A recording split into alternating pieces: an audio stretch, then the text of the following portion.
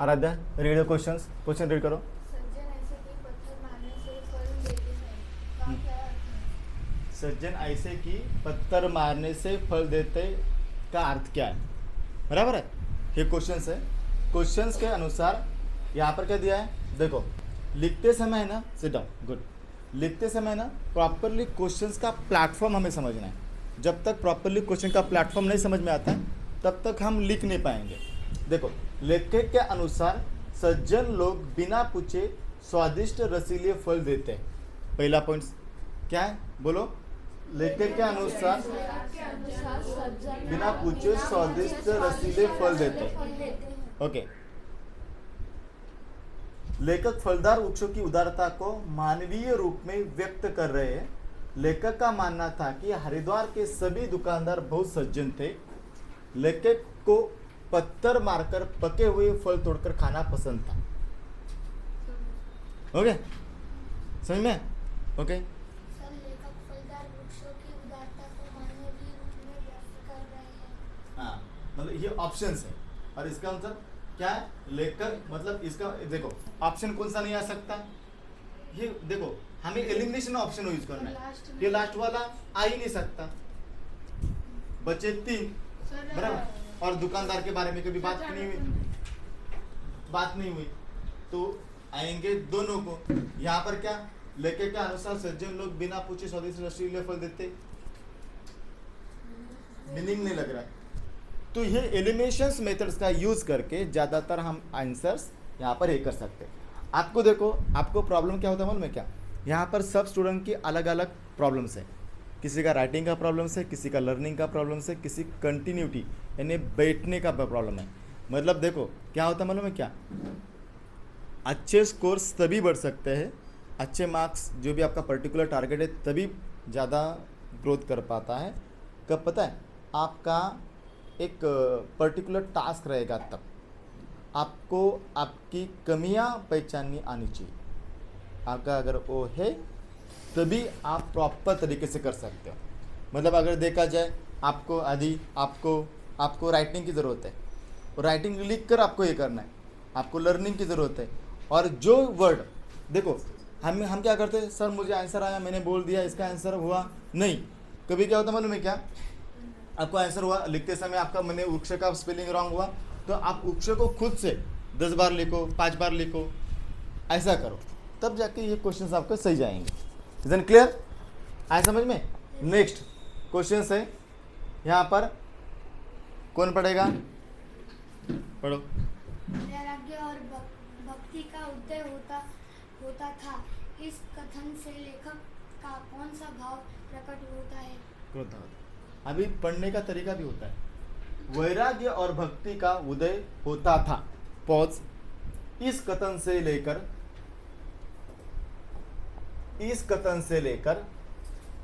लेखक का कौन सा भाव प्रकट होता है, लेखक का कौन सा भाव प्रकट होता है, बराबर है।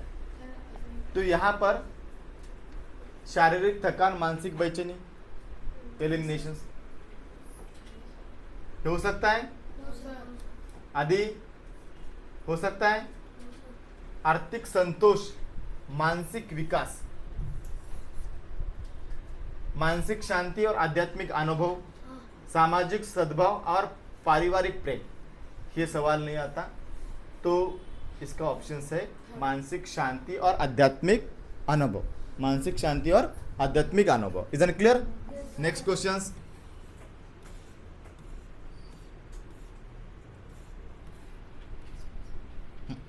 नेक्स्ट क्वेश्चन दिया है,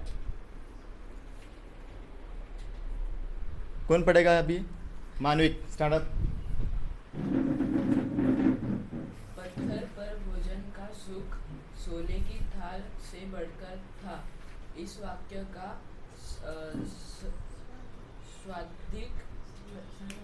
सर्वाधिक उपयुक्त निष्कर्ष क्या है? मानविक, आपको रीडिंग की जरूरत ज़्यादा है, रीडिंग करो हर शब्द को। देखो, पत्थर पर का भोजन का सुख सोने की थाल से बढ़कर था, इस वाक्य का सर्वाधिक उपयुक्त निष्कर्ष क्या है? निष्कर्ष मीन्स व्हाट? कंक्लूजन्स। क्या है। ओके, अभी पत्थर पर भोजन का सुख, पत्थर पर भोजन का सुख, अभी वहाँ पर आंसर दिख रहे थे। सर आंसर आता है तो हाथ ऊपर हो रहा था हमारा बाबू का। इसका ही होता ओके, आप इसका आंसर मुझे एक्सप्लेनेशन के साथ चाहिए कि इसका आंसर है क्यों, ही रीजंस। पहले पढ़ो और उसके बाद मुझे आंसर दो, और बीच में सर सर सर नहीं करना है। ओके,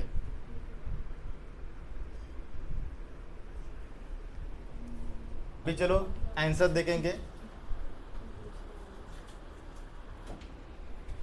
किसको आता है आंसर, पहले हाथ ऊपर करो। कंफर्म वाला, सर मुझे कंफर्म आ सकता है। ओके, नाम क्या आपका? जी।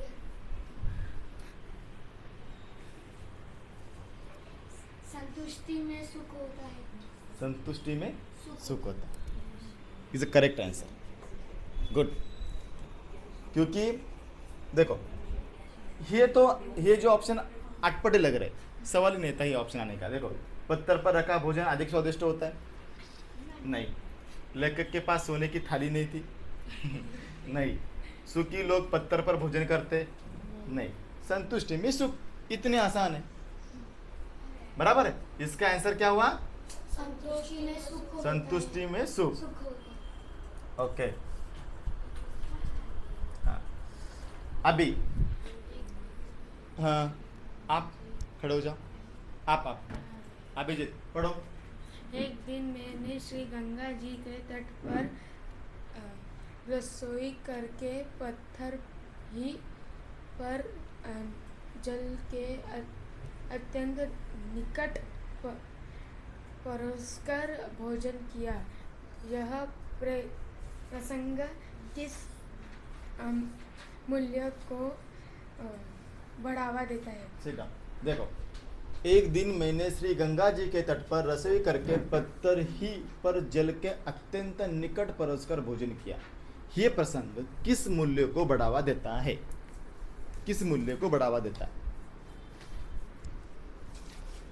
क्या लगता है? आदि अकेले को आता है? आराध्या? स्वच्छता और प्राकृतिक प्रेम। मानविक?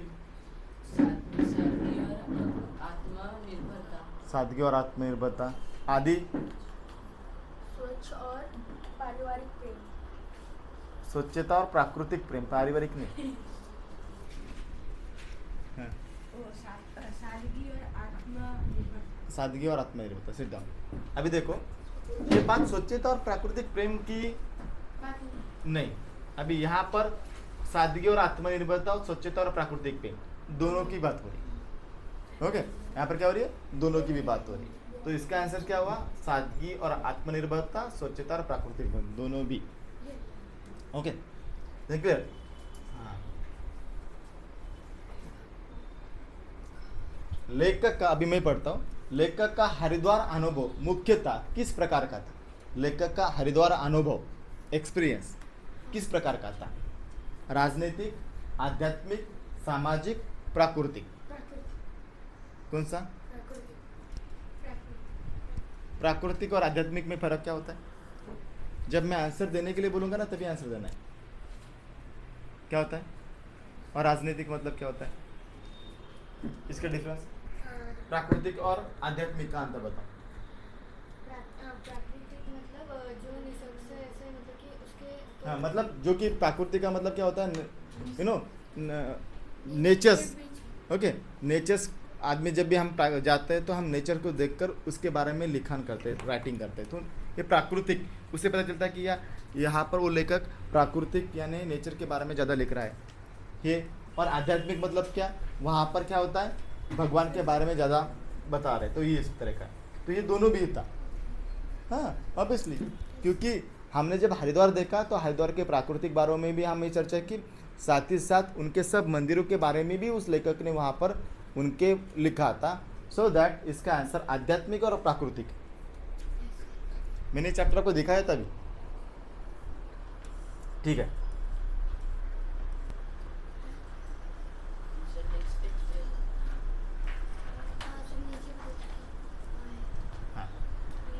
पत्र की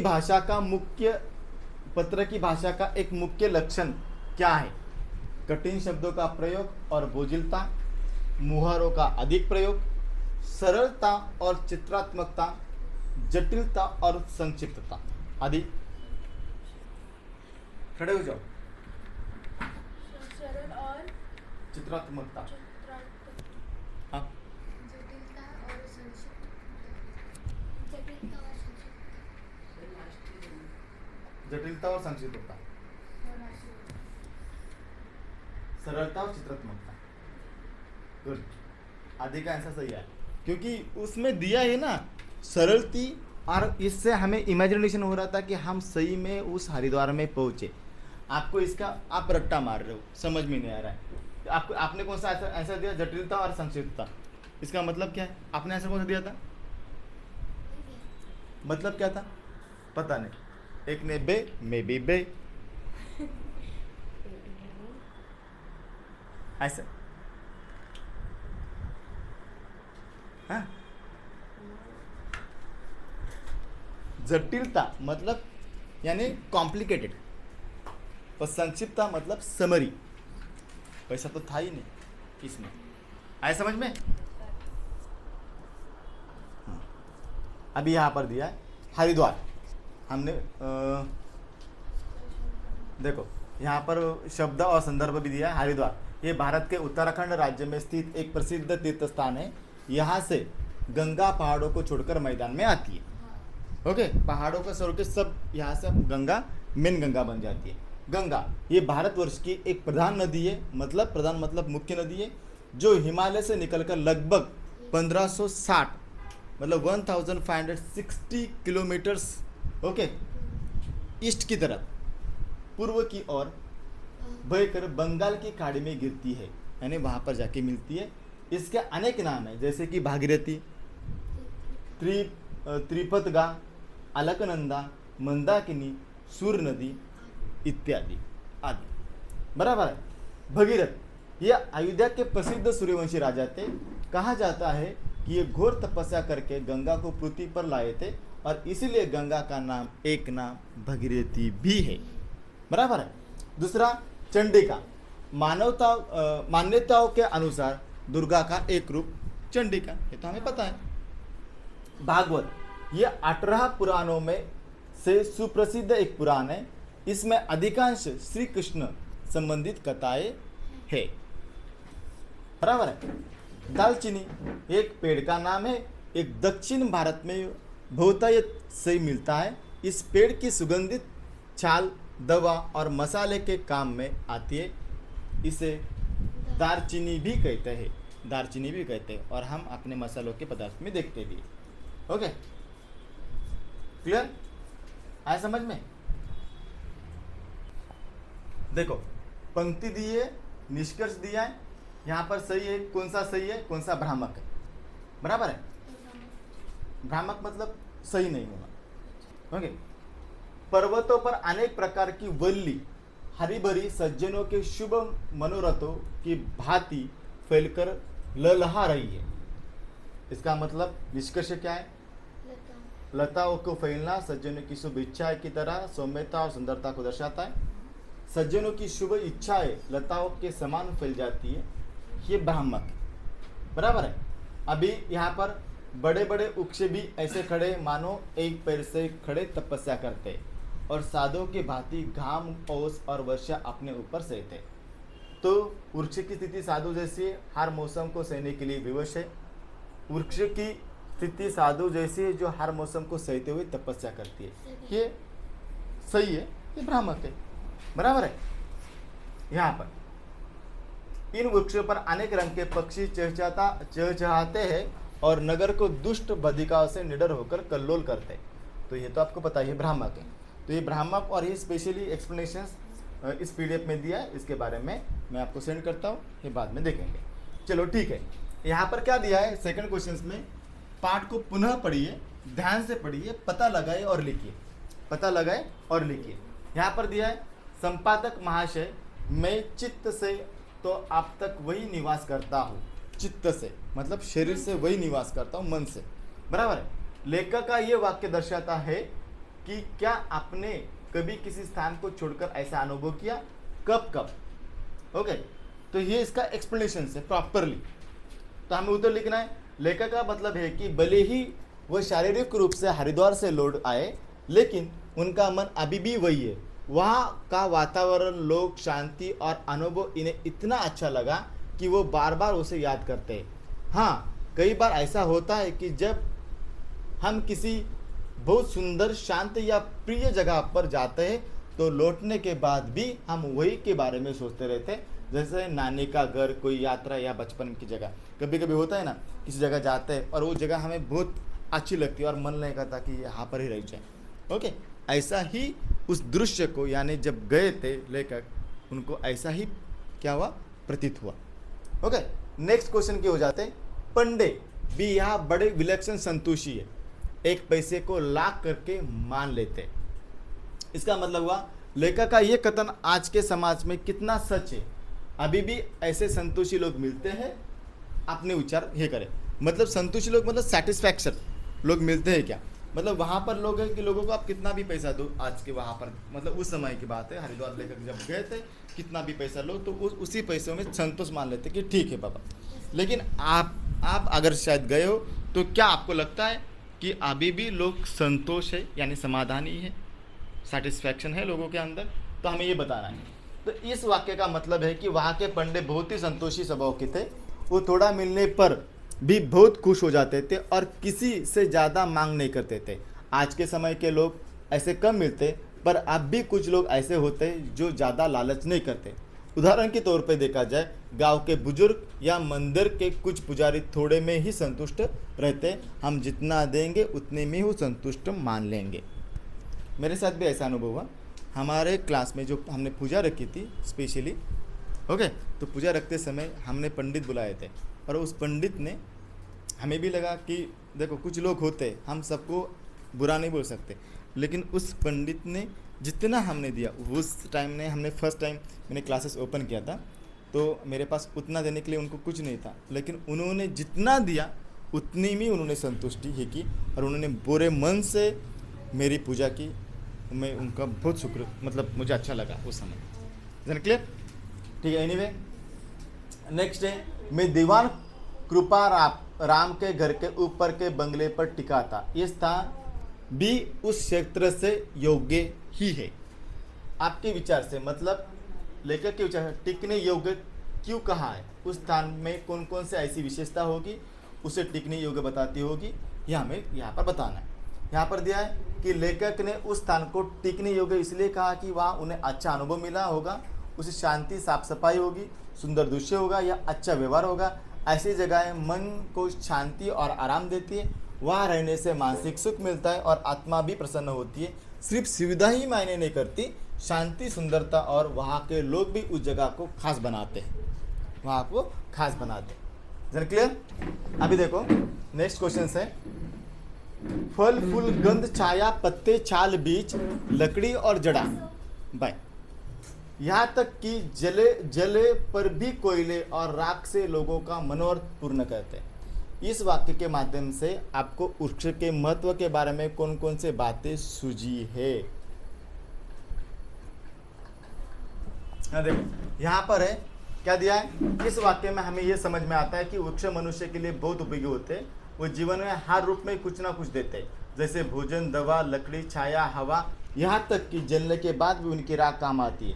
इससे हमें ये सीख मिलती है कि हमें वृक्षों का आदर करना चाहिए, उन्हें काटना नहीं चाहिए और जितना हो सके उतने पेड़ लगाने चाहिए।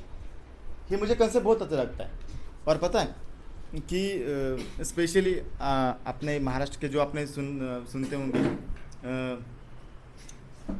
किनका नाम उनका, तुकाराम मुंडे सर, ओके, जिन्होंने अभी फूड लाइसेंस के मेन है, फूड डिपार्टमेंट के, बराबर है। उन्होंने क्या किया, पता है मुझे? वो कंसेप्ट पर्सनली थोड़ा अच्छा लगा। उनकी 2 महीने पहले उनके माताजी का देहांत हो चुका था। ओके, माताजी का देहांत होने के बाद जो अस्थियाँ होती है ना, तो उन्होंने अस्थियाँ गंगा या किसी नदी में बहाई नहीं। उन्होंने क्या किया, उनकी अस्थियाँ को जमा करके कोई गड्ढा किया और गड्ढे के अंदर डाल के उसके ऊपर एक पेड़ लगाया। और उनका कहना था कि जब ये पेड़ बड़ा होगा तब तक वो उनको लगेगा कि मेरी माता जी यहाँ पर है, वो पर्टिकुलर वो कंसेप्ट मुझे थोड़ा सा अच्छा लगा, क्योंकि इससे ये दर्शाता है कि उनको वृक्ष के प्रति कितना प्रेम है। बराबर है, जन क्लियर। एनीवे, हमें भी पेड़ लगाने चाहिए, और पेड़ अगर होंगे तभी ये जितना पोल्यूशन वगैरह होता है ना, पोल्यूशन नहीं होगा। बराबर है, ऑक्सीजन मिलेगा, और पेड़ के बिना, समझ में आया? पेड़ ज़रूरी होते हैं। और जैसे कि हम बर्थडे मनाते समय करते ना, तो हर साल एक ना एक पेड़ लगाओ, ऐसा संकल्प करो। बराबर है। एनीवे, उस कॉलेज में उन्होंने ग्रुप में क्या क्या बताया, उन्होंने पेड़ लगाया। बराबर है। तो ऑब्वियसली डिग्री कितनी होती है, 3 साल की होती है, और 3 साल तक उन्होंने उनकी देखभाल अच्छी की। और अभी भी उनका है ना, अभी कॉलेज भी हुआ उनका, अभी वो नौकरी पे भी है। जब भी वहाँ पर उस कॉलेज में जाते हैं तो उस पेड़ को देखते हैं, और उसने उस पेड़ को अलग अलग नाम दे के रखा है। जो 5 जन का ग्रुप है तो 5 पेड़ लगाए, अभी भी वो पेड़ वहाँ पर है। तो ये जो कंसेप्ट है ना, स्पेशली अच्छी लगती है। जन क्लियर है समझ में? ओके, एनीवे, अभी नेक्स्ट वन है भारतेंदु हरिश्चंद्र हरिद्वार क्यों गए? ये लेखक भारतेंदु हरिश्चंद्र हरिद्वार तीर्थ यात्रा पर गए थे। वो धार्मिक भावना से प्रेरित होकर वहां पहुंचे थे। वे हरिद्वार की सुंदरता, पवित्रता और धार्मिक वातावरण से बहुत प्रभावित हुए थे। हरिद्वार पहुंचते ही लेखक को कौन सा अनुभव हुआ? हरिद्वार पहुंचते ही लेखक का मन निर्मल प्रसन्न हो गया। वहाँ की प्राकृतिक सुंदरता, शांति और आध्यात्मिक वातावरण ने उनके मन को बहुत सुकून दिया। लेखक ने गंगा जल को कैसे बताया? लेखक ने गंगा जल को ठंडा, मीठा और शुद्ध बताया। उन्होंने इसकी तुलना शुद्ध चीनी के पानी से की, जिससे उसकी पवित्रता और स्वाद का भी पता चलता है। लेखक को हरिद्वार में कौन कौन से तीर्थ देखने को मिले? लेखक को हरिद्वार में पेड़ी, नीलधारा, चंडिका देवी का मंदिर और कनकल जैसे प्रसिद्ध तीर्थ स्थान देखे। ये स्थान धार्मिक और ऐतिहासिक रूप से बहुत महत्वपूर्ण थे। लेखक ने पंडों के व्यवहार के बारे में क्या कहा? लेखक ने हरिद्वार के पंडों को संतोषी और सीधे साधे बताया। उन्होंने लिखा है कि वहाँ झगड़े लड़ाई का नाम भी नहीं था और पंडे शांति से काम करते हैं। लेखक कहाँ ठहरे थे? वहाँ का अनुभव कैसा था? लेखक दीवान कृपा जी के बंगले में ठहरे थे। वहाँ का वातावरण शुद्ध और धार्मिक था। उन्हें वहाँ भागवत का पाठ सुनने का अवसर भी मिला। लेखक ने ग्रहण के समय क्या किया? ग्रहण के समय लेखक ने पवित्र गंगा नदी में स्नान किया। उन्होंने श्रीमद् भगवत गीता का पाठ, ध्यान और भजन किया और इस एक सुखद और धार्मिक अनुभव बताया। इसको उसका सुखद और धार्मिक अनुभव बताया। लेखक के अनुसार हरिद्वार की विशेष वस्तुएं कौन कौन सी है? लेखक ने बताया कि हरिद्वार में जनेऊ बहुत अच्छा और उज्जवल मिलता है। वहाँ का कुशा भी बहुत विलक्षण होता है, जिससे दालचीनी और जावित्री जैसी सुगंध आती है। लेखक ने गंगा किनारे भोजन के बारे में क्या अनुभव किया? लेखक ने गंगा किनारे पत्थर पर जल का अत्यंत निकट परोसकर भोजन किया और उसे सोने की थाली से भी उत्तम बताया। वहाँ के भोजन से सच्चा स्वाद और शांति मिली। उनको वहाँ के भोजन से सच्चा स्वाद और शांति मिली। हरिद्वार यात्रा को क्यों याद करती? हरिद्वार यात्रा लेखक को क्यों याद रहती है? क्योंकि हरिद्वार की धार्मिकता, गंगा का सौंदर्य, पर्वतों की हरियाली और शांत वातावरण लेखक के मन में बस गया और वो कहते हैं कि उनका चित्त अभी भी वही बसा हुआ है, अभी भी वही बसा हुआ है। ये था आपके हर एक क्वेश्चंस का एक्सप्लेनेशंस। आई होप आपको स्पेशली हिंदी के हर एक क्वेश्चन का एक्सप्लेनेशन मिला होगा। ओके, समझ में आया?